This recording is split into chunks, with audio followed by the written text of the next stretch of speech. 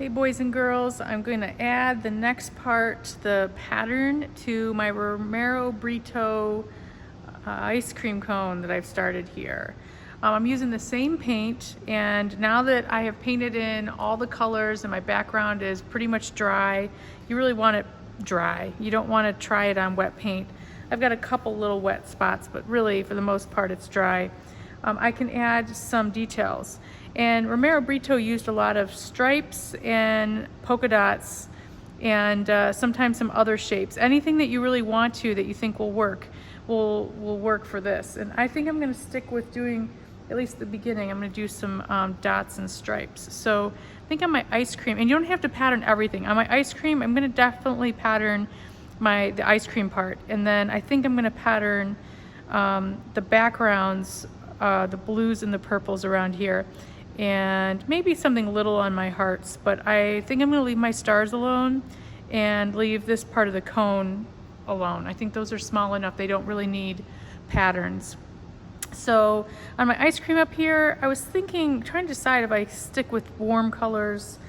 For now, I think I'm going to take some of the pink, and I think I'm going to make myself some bigger circles. I don't know if that's going to show up. I think it's showing up. Maybe I need to lighten this a little bit.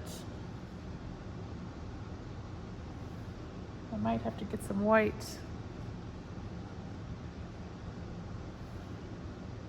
And let's see.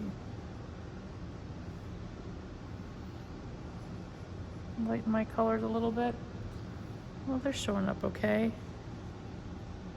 Probably just need something contrasting, but this looks good. I like the pink on the red. A lot of times he would do similar colors together. I think I'm going to use the pink up here too, and I think I'm going to do a few more of these circles. Of course, they look really good up here. And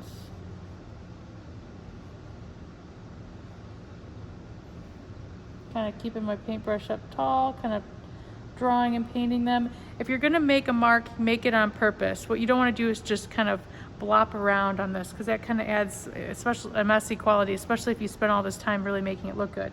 Okay, I'm going to clean off my brush a little bit. I think I'm going to add on this one some yellow green too. I think that would be a nice little bit. I'm going to add some littler dots. Oh yeah, this is going to definitely show up on the red.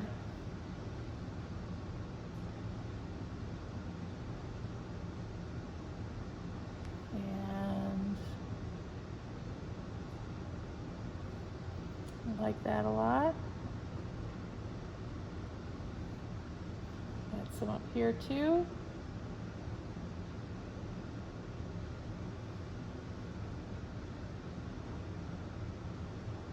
All right, looks good, looks yummy.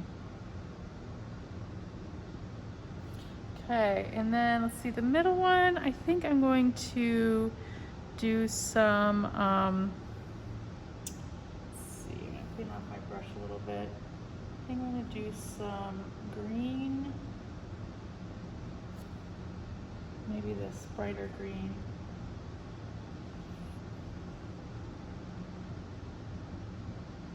And do some little, like, almost like little C shapes, kind of like sprinkles, but give them a little bit of a shape to them. Maybe they're like gummy worms. I'm going to clean off my brush, and I think I might add, let me see how I do if I add a little bit of, I'm going to try some yellow.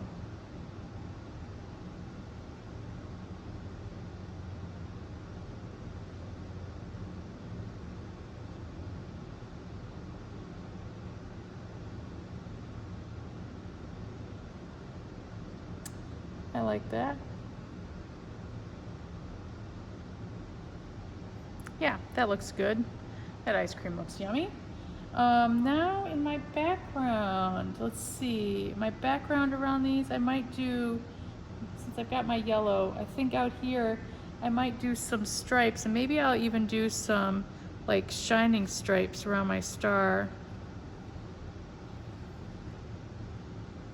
That's a very pop art thing. That reminds me a little bit of Keith Haring, the pop artist.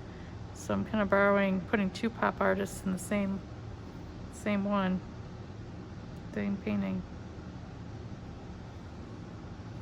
Probably do the same thing. I tend to do a little bit of symmetry here.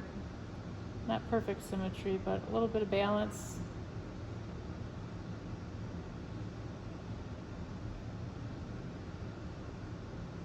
Make sure my lines are nice. And let's see. For the other, I might do some light orange. Light orange will look good on the purple. I think I'm going to do some wiggly stripes.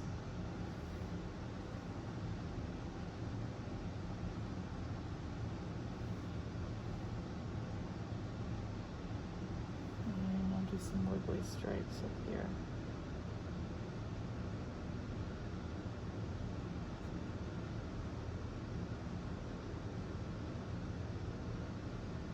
That's good.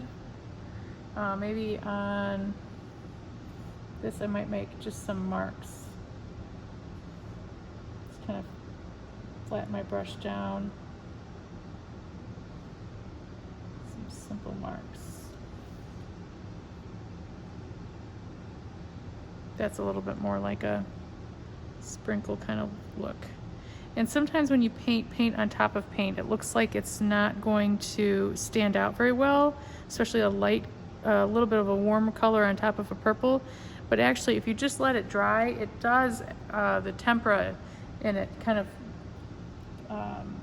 becomes a little bit more on the opaque side as it dries, so you won't be able to see through it. And then my blues, I think I'm gonna do, I think I'll go for some red orange. It's a good opposite color. And for this one, I might make some lines, make some straight lines, do a pattern of straight lines.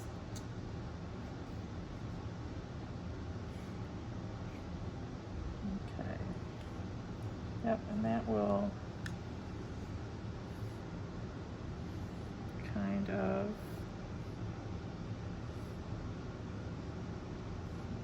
set, and it will look a little bit chalkier.